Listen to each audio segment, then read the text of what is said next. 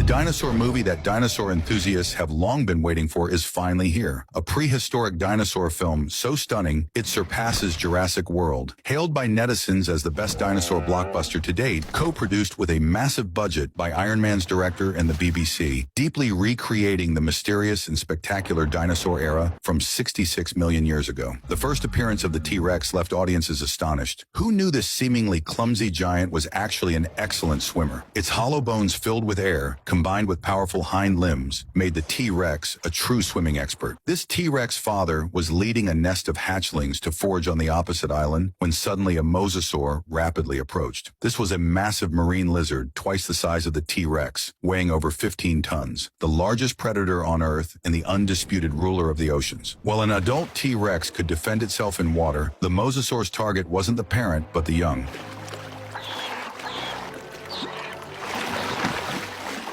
One unfortunate hatchling was swallowed whole by the mosasaur in a single bite. The T-Rex father could do nothing, but fortunately, 4 hatchlings remained. A T-Rex typically gives birth to around 15 offspring, but at least 2/3 perish within their first year. Luckily, this small island provided safety and food. The T-Rex father spotted a 2-ton giant sea turtle and used its powerful head to flip the prey, exposing the turtle's belly to access over 900 kilograms of meat. The T-Rex possesses the strongest jaws in nature, with a bite force exceeding 5 tons. The hatchlings eagerly tried to get a taste, but their father had no intention of sharing. It was time for them to learn to hunt on their own. Soon, a group of baby sea turtles hatched on the beach, instinctively rushing toward the ocean. For the young T-Rexes, this was the perfect opportunity to practice hunting, but they still had much to learn. One unsuccessful hatchling decided to steal some baby turtles from its siblings to fill its belly. On the beaches of North Africa, there were 7 different species of pterosaurs, one of which was the Tithydrico, with its long, pointed beak and tall crest, waddling like a penguin when it walked. Pterosaurs were actually flying reptiles that came here to feed, rest, and raise their young, having adapted to life on land. Suddenly, a Phosphatodroco intruded onto the beach. Standing 2.7 meters tall with a dagger-sharp beak, it attempted to snatch an unprotected Tithydrico hatchling. Some pterosaurs less suited to land life built their nests on high cliffs to avoid attracting predators. Look closely. Something was wriggling beneath a pile of seaweed. It was a tiny Alcyone hatchling,